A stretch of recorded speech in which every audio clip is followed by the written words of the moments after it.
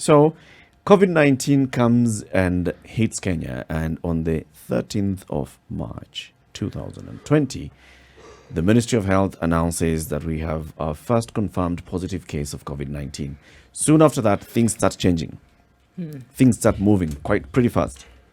2 days later, President comes in. In fact, President comes in on a Sunday and says schools should be closed from Tuesday. Schools are closed. Then after that, other measures to contain the spread of COVID-19 are announced. The impact of that was that very many people lost their jobs. Very many people were furloughed. Very many people were given pay cuts. Very many businesses had to close down because of how they operate and the nature of their operation. Now there are no people coming in. A business that depends on footfall is no longer getting its footfall because people have been told to stay at home as much as possible. Impact of that is that we have had very many SMEs that have had to shut down, and many of them, even according to data from the government, are unlikely to be able to reopen. We have had very many people who lost their jobs, and those people have had to look at what is the alternative thing that I can do to earn a living. Many of those companies as well were born during this time. There are very many companies that were born during this time, or very many businesses that were born during this time. And there are those that capitalized on the digital platform. So I'm able to get to you from wherever you are because you have a mobile phone, you have access to the internet, and I can get to you. Those, we shall be looking at them and seeing what is it that they did. So we've partnered with Google for the next couple of days to help you understand how then a business can go online. What is the advantage of being online? What is this thing about being visible online? Is it only for the big companies? There's also this other belief by some people that if you're a small company, I mean, you're just selling shoes. What you need to do is, form a WhatsApp group where you'll be dumping pictures of shoes and says, now selling these, and you dump to the people in that WhatsApp group and they respond. Others say, let me just go and use social media. So you create a social media account, Instagram or Facebook and others, and that's where the only place where you are communicating with an audience.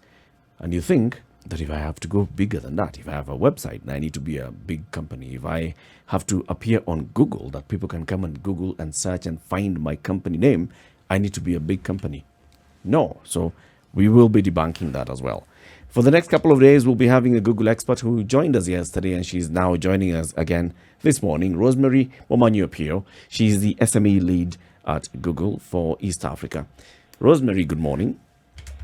Good morning. How are you all this morning? Very well, we thank you. We are well, Rosemary. Good to see you again. Good to see you.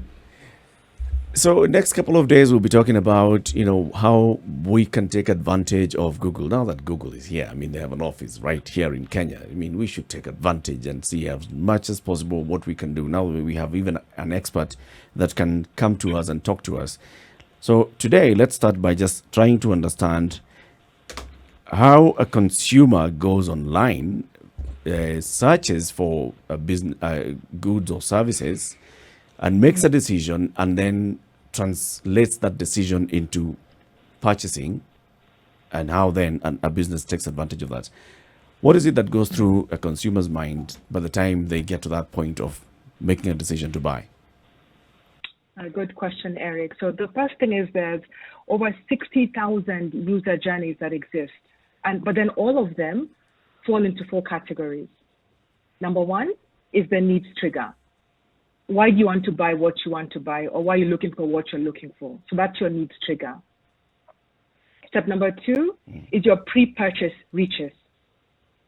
What are you going to look for to help you make that decision? So for example, if you want to buy a smartphone, and it's because your current phone is broken or the screen cracked, that's your need. Yep. And then you want to go and look for various options. You may not know the particular brand, or you might know the brand, but you're going to spend some time researching in the first pre-purchase research. So you'll go to, you first go online, of course. Mm-hmm. You'll look for affordable smartphones, or if you have a price cap, you'll say smartphones under 10,000 shillings. Or you might say, I want to look for a Samsung or a Huawei. You might have an idea. Mm-hmm. You'll research, and you might go to a couple sources. You might go to a branded website, like either the Samsung website, or you might go to a comparator website to compare and see what are people saying about these various products. Or you might just say, you know what, let me go and poll my friends. I go to my WhatsApp group and say, hey guys, who has bought this Samsung S10 or Huawei XYZ, you know? So you spend a lot of time doing that research. Yeah. And then step number 3, you'll say, I want to now buy the phone.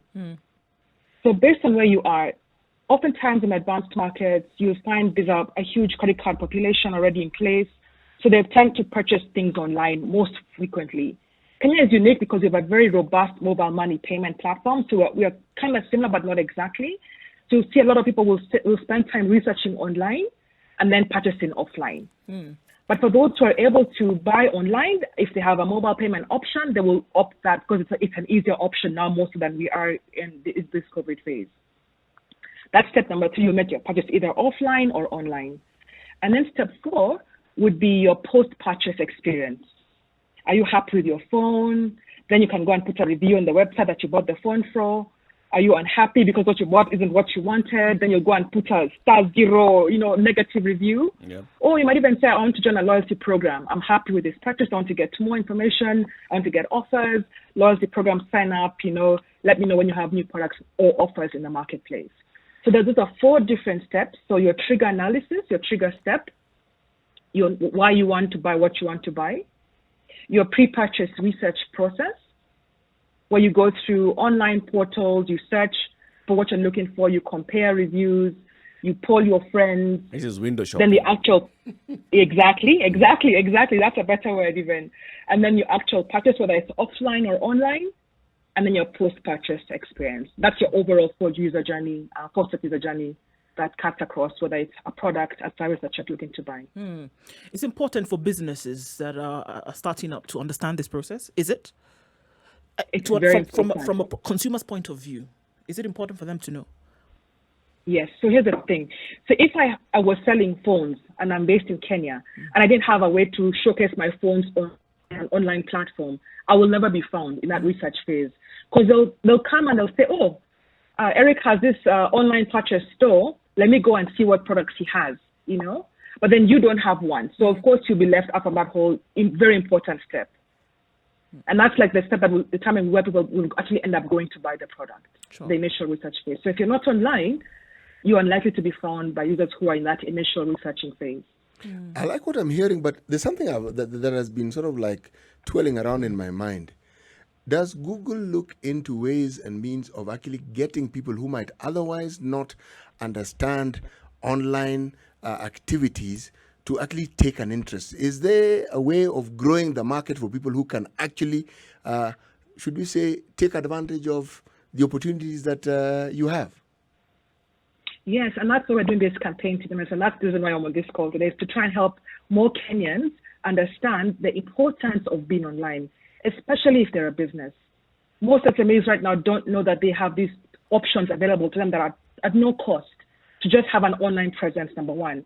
And if you can't afford a website, we're offering them a complimentary one-pager website to help them understand that you don't have to pay anything to be online. Just get this product. It's free. Showcase your products. Grow your business. So my goal today is to really help more SMEs understand the beauty of this platform and why it's so important and how to go about to use it. So that's why we're doing this campaign, is to create more awareness. And that's why we're on this call together. What about for people who don't watch TV or who don't tune in to Spice FM or people who don't even listen to radio? What about those? Yes. So part of my goal is to work with partners to see how we can be able to use our partner network to help us spread the word even further. So, for example, some of my partners include carriers, the big carriers in Kenya. They have a huge SME base that we are working with them to see how we can create more awareness through their reach. So we partner with these carriers. We go and say, hey, let's work with you to help your SMEs that you have access to be able to come online. So we work with them through helping recruit new customers, helping them recruit existing customers through this partnership. I'm also working with the various banking partners as well, all the big banks. I'm working with them as well to help them understand that it's your role as a bank to help your SMEs understand the value of coming online, and that's your value add to these SMEs. I'm working with the government, with MSEA as well, to say, hey, MSEA, you've got access to all these SMEs in Kenya. Let's work together to help bring them online and help them understand that this is free, it's powerful, they can grow their base, they can grow their customers with this. So it's all through partnerships and through networks to make awareness to those who are not online or not listening to Spice FM or not watching TV. You mentioned banks. Do you work with SACCOs as well? Absolutely, yes. So the banks come with SACCOs and they come with microfinance as well. So yes, whoever has an SME base is my number one priority this time. Okay. Well, when you think about, a small SME, somebody who's just running a business and they hear about going online, one of the first things they'll think about is, oh, this thing is going to be expensive. And then the other one will be, I don't even know how to use the internet. So how do you help such? Yes, and that's a very good point. And I'm going to bring a lady on the call, hopefully in the next few days with your support. Her name is Wanjiro. Her company is New Start Organics. And I don't know if you have some time, Eric, you can just go and Google this on your open Chrome tab. We can just do a quick breeze about who she is. Okay. I'm there. You're there? So type in New Start New Organics. New, N-E-W, Start Organics. New Start Organics. Yeah. Yep. So New Start Organics is a beauty supply store in Kenya, and it's open right now. Okay, that's not the one. There's another one called New Start Organics who sell organic soap. Let's see if you can find her. So I'll tell you a little bit about her. New Start Organics, the beauty supply store in Canal Town. That's the one. That's Deals the one. in making and That's selling. the So I've just searched and I've scrolled down there a couple of New Start Organics that come up in the results. One is in Murang'a and this Keno one Murang'a, is, that's her. So it deals in making and selling of organic soaps using locally acquired raw materials that are 100% natural for retail and wholesale purposes. Exactly.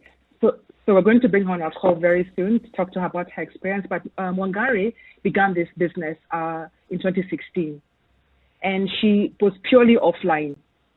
And she had no experience whatsoever with bringing her products online. And so we met with her. We walked her through how to create a business profile.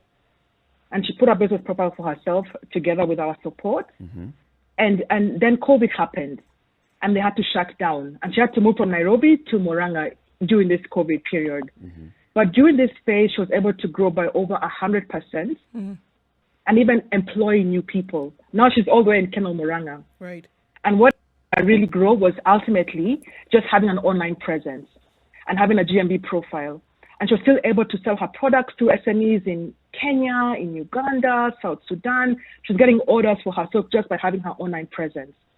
And so what we do for people like her is we offer them trainings where we walk them through the journey of having an online presence and being able to produce your products online, showcase your product gallery. And Wangari couldn't afford a website. So we helped her put together a one-pager. So if you are able to see that link, Eric, just click on where it says website. You go to her one-pager.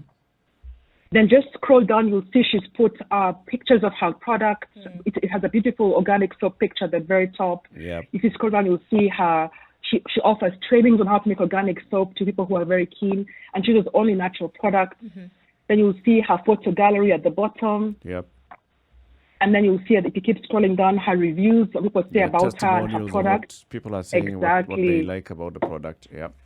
Exactly. And then at the bottom, you'll see now her location in Keno Murang'a and how to reach her, her phone number, opening hours, and her phone number. So this is a free product that we offered to Wangari that's available to any SME today. It's a very simple one-pager website, but it has what you need. Your gallery, your reviews, your location, your phone number, and it's powerful. It helped her grow leaps and bounds during this COVID phase. So we'll meet her hopefully tomorrow in the next few days. We can ask her about her experience and what she has seen as a big learning for her to use this product to help her grow her online presence. Sure. Rosemary, does this work because a lot of buying traffic is online, or because you're not able to take then your products to a physical location? What is it, or is it a mix of the two? It's a mix of the two. So what happened now more than ever is SMEs who currently were not online at all, when they were forced to shut down during lockdown, a lot of them collapsed, unfortunately. But those like Wangari who had an online presence, while they were able to shut down their shops physically, they were still able to conduct businesses online. Sure. So they're able to at least thrive during this difficult storm. So those who are able to really remain afloat and even employ people and grow, were those who are able to pivot themselves digitally and apply this new normal of selling things online. Because Kenya is a very much research online, purchase offline culture.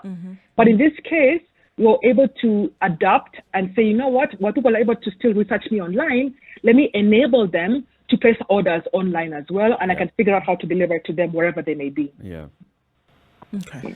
Thank you very much for joining us today. So we'll be speaking with you again tomorrow, and hopefully one of these few days we'll be able to meet Wangari as well, and she'll tell us about her new Start Organics and the journey of putting her business online and the benefits that she's accrued out of this. My pleasure. Good to meet you, and have a good day, everyone. Thank you. Sante. So Rosemary Mumanyi-Opio is our Google expert. She'll be speaking to us for the next couple of days. She's the SME lead for East Africa at Google. She'll be explaining to us and teaching us how to put our businesses online post-COVID. We'd like our audience from Spice FM, especially those in the Situation Room, to benefit from something. Let's get you online. Let's get your business back on track. Let's get your business thriving.